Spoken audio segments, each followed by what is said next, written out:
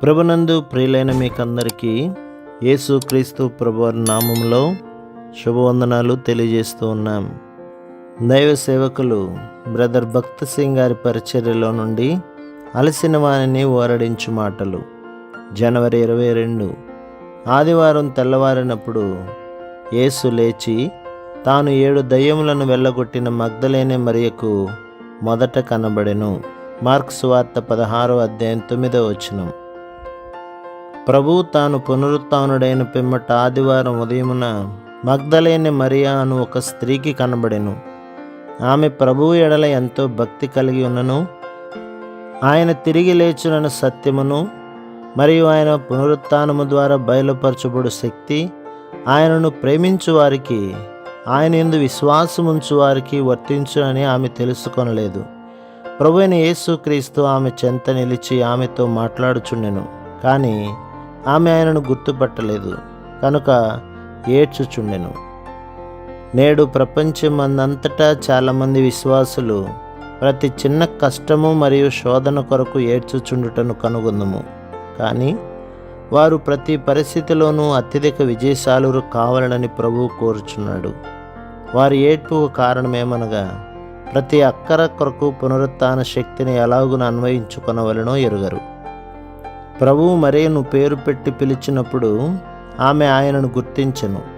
ఆమె తనకు ఆయన ఎడలనున్న ప్రేమను భక్తిని కనపరుచుటకు గాను ఆయన పాదములను ముట్టుకొనవలనని కోరిన గాని ప్రభువు ఆమెతో, నేను ఇంకనూ తండ్రి యొద్దకు ఎక్కిపోలేదు గనక నన్ను ముట్టుకొనవద్దు అనెను. యోహాను సువార్త 20వ అధ్యాయం 17వ వచనం. కొద్ది సమయం తర్వాత ఇతర స్త్రీలు తన పాదములను పట్టుకొనుటకు ఆయన వారిని అనుమతించినట్లు మత్తయి సువార్త 28వ అధ్యాయం 9లో చదువుదాం.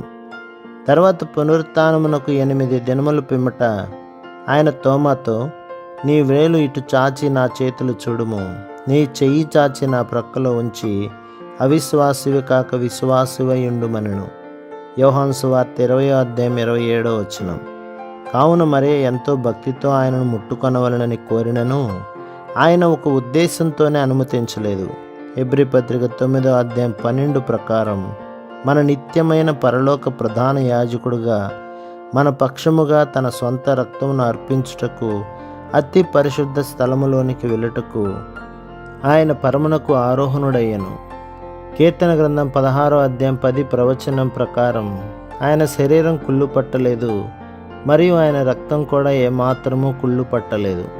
మన పాపములన్నిటి ప్రాయశ్చిత్తం కొరకు మరియు మన తలంపులు, మాటలు, క్రియల ద్వారా అపవిత్రమైన నేరారోపణ గల మన మనస్సాక్షిని శుద్ధీకరించుటకు ప్రభువైన యేసుక్రీస్తు మన నిత్యమైన ప్రధాన యాజకుడుగా తన స్వహస్తములతో తన స్వరక్తమును అర్పించెను.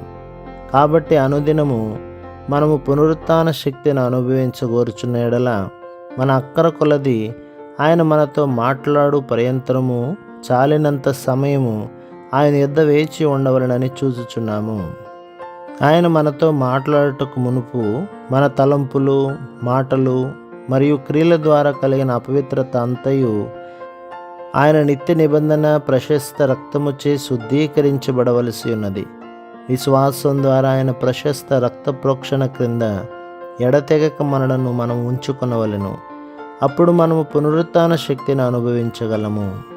ప్రభు మిమ్మును, మీ కుటుంబములను, మీ సంఘములను దీవించి ఆశీర్వదించునుగాక. ఆమేన్.